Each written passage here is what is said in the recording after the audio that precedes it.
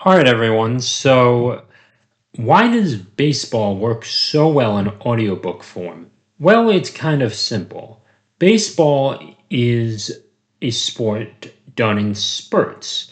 It takes a while for the pitcher to reset. You have to wait for the action. Even though we have a clock now in the MLB, it it's not a continuous play. It's not like basketball. It's not like hockey.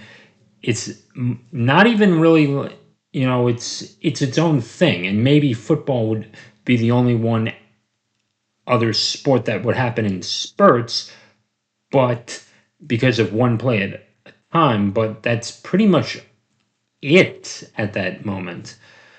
But football relies more on whistles, and baseball relies more on umpires, sort of thing. And that's another thing. Baseball doesn't really have a whistle. Exactly. Or a whistle system. So that's another interesting thing.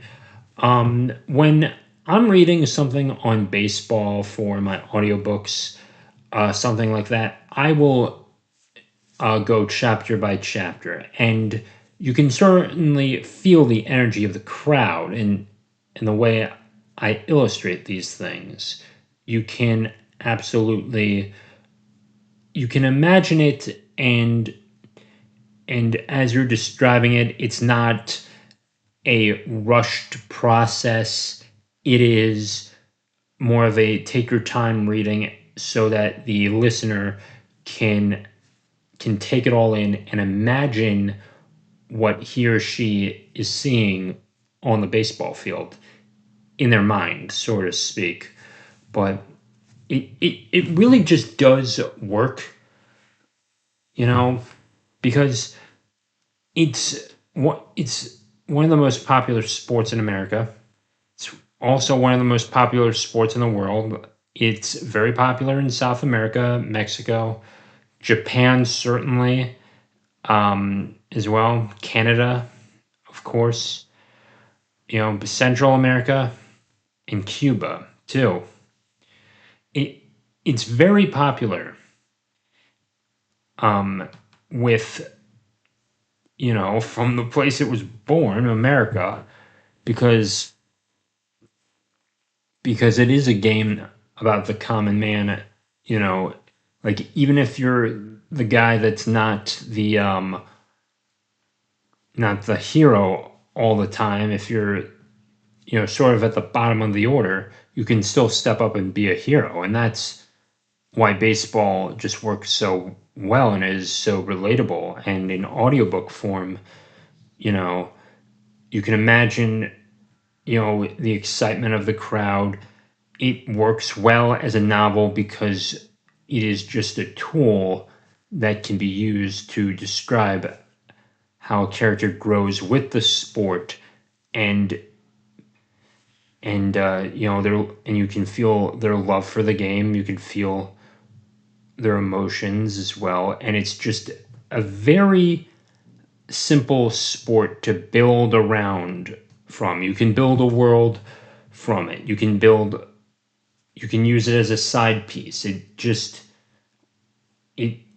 you know it also could be used just as two people going to the baseball game in your story, and you can just feel its effects and use that to draw your listener in and connect your characters to each other. It is the greatest world building sport I've seen in a while.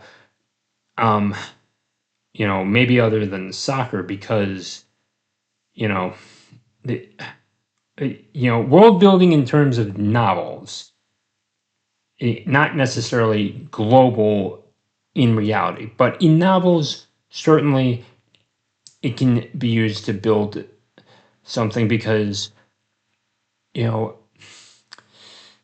most people have played either softball or baseball in their lives, at least in little league, because that's what we do. It is our national pastime, even though most people are sort of going away from it now.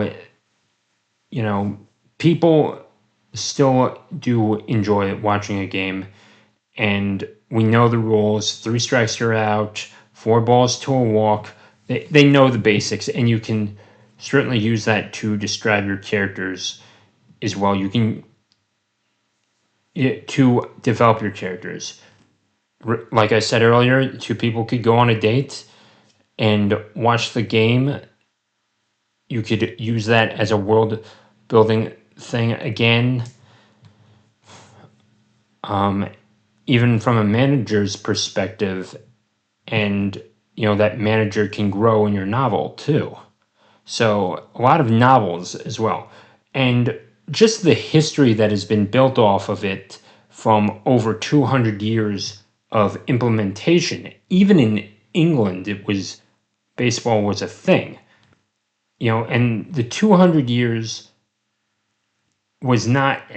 The game has certainly evolved. There was no fence on baseball fields. The outfielders had to chase the ball down and all that thing, and the pitcher had to, you know, basically meet the batter's demands, as it would be a high pitch or low pitch, or place it down the middle sort of thing. You're going to be launching that ball all day, and obviously, the game evolved, and there was a strike zone and all that jazz, and you had to meet it between clavicle right there and your hips, or down to your knees. You're a little below your clavicle bone as well. There's When we take movies. How many baseball movies have there been? Thousands, probably. But the anticipation you get from the pitcher facing the batter works every time. Whether you're rooting for the batter or the pitcher, you're rooting for your team to win. And it's the perfect one-on-one battle. The pitcher has to come in and get the ball past the batter. Batter has to make sure that's either a hit, a home run, or the batter just gets on base. And the batter does have a little more ways to stay in and not get out, but the pitcher has a lot more limited ways. The batter could fly out, the batter could strike out, the batter could still foul out by, essentially foul out off a third bunt attempt, but after that, the batter could get a walk. It could be an error. The batter could be hit by a pitch. Once again, it's a hit. Pass ball, wild pitch, drop third strike sort of thing. More errors, 4-pitch walk sort of thing. And there's more ways the batter can get on first. And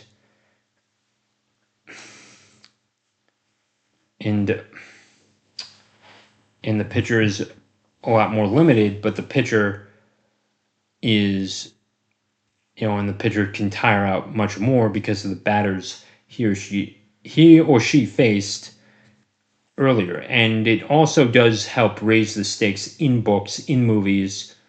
It raises the stakes to where the batter can, where you feel for the batter or you feel for the pitcher, and you can feel his or her exhaustion, or the batter's nervousness trying to get a hit. And that's why baseball movies mostly work, because it's an easy sport to build around. And in audiobook form, you're just reading it off. But if you have that emotional element, if you have that drive, like Pryor was now facing Frank Thomas in the Battle of Chicago. Thomas was down to his last strike, and Pryor was looking to close.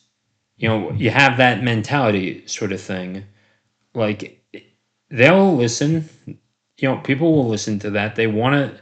People crave watching battles. We are built on games and war, and this is a universe built on games and war, and don't like the war part, but the games have helped us evolve and become better people. And baseball certainly can do that as well. Giving people this outlet to listen to the sport about baseball or a novel about baseball, it's one of the greatest sports to ever be narrated, maybe other than soccer, because it is a sport that can relate to the common man. Because in those tight situations, a hero can step up and just make a difference. And that is something that many novels have done over the years. That's why we like that's one of the greatest elements to good storytelling, having a character be down in the dumps and then have a magical moment that just changes their lives and their life. And that's why baseball is one of the best sports to be in audiobook form. And yeah, if you like this little brief discussion on baseball being in audiobooks, please be sure to like, comment, and subscribe to the channel. Peace out.